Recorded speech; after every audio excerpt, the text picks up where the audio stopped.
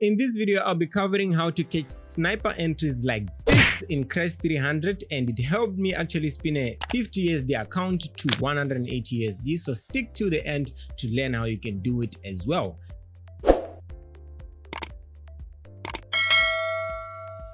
Now on to the chart, and that is the deposit amount. So we start off on the weekly time frame when we see prices reacting off of the weekly breaker block. So price reacted off nicely right there, and if we look down from the weekly chart onto the daily, we also get to see a confluence around that level where price reacted off of the daily order block, which is in line with the weekly breaker block. Now what's interesting as well is price is also reacting at the daily mitigation block. So weekly breaker block, daily order block, and daily mitigation block. That is our confluence, and that is the reason why price went up and it broke structure above that high. So we expect price to return back into the range and then shoot up. So while it broke structure, it went up to give us a wipe or grab liquidity above that high on the weekly chart, and it respected the rejection block. So after price made the wipe and respected the rejection block, we expect price to return back into the range and then sort of react off of the interest point within that range. And that interest point, we're going to go over it and what we think price. So you can basically see what price is reacting off of that daily order block, but we'll cover it soon. Now on the 4 hour, we see that price raided that low. You see, price made a run below that low.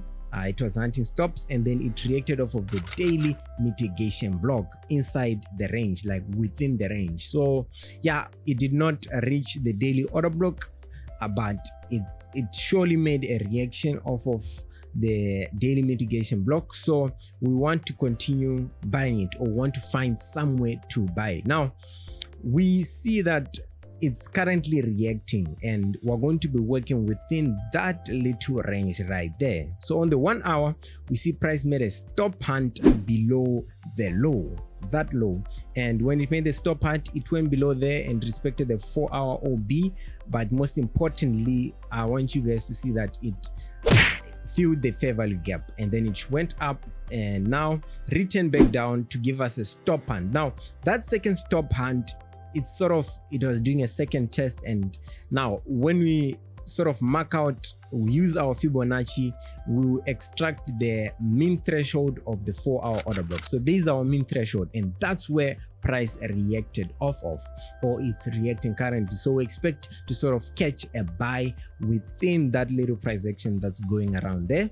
Now on our left, we can see right now, what we can see is price made another stop hunt, and it hit the 1 hour order block, which is in line with the 4 hour OB mean threshold. So you see, it's like they keep on adding. There's so much confluence inside this Crash 300 analysis. Now after it hit the mean threshold and the 1 hour order block, price went up to break structure.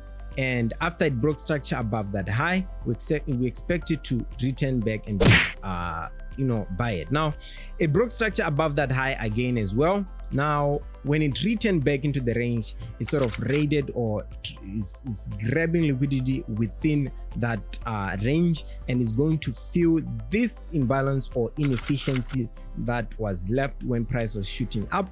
And we want it to respect the 15-minute order block. So that's where we're going to be capturing our buy, and we're going to be placing our buy orders right there, and we expect for us to make profit. Now with a 50 USD account, typically most of the time, when you trade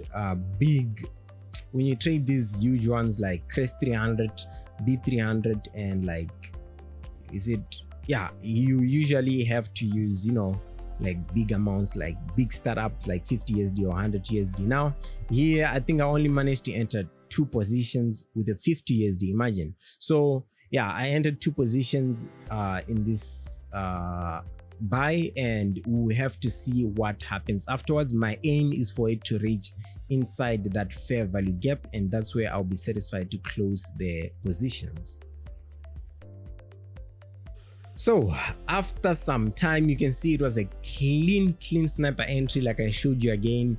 in the beginning of this video, and we're around with almost double the account. We had 48 USD in profits, and then later on price went up to fill the fair value gap right there. Now this was of course my target in the analysis, so I decided, you know what, I think it was a good trade. It was a beautiful trade. If I kept on holding it to be more than I asked for. And yeah, we're around 132 USD in profits, and you know, from a 50 USD it's good enough for us to close, so I decided to close at this time. Thank you for watching this video. Make sure to like, comment, and subscribe if you haven't. I'll see you guys in the next video.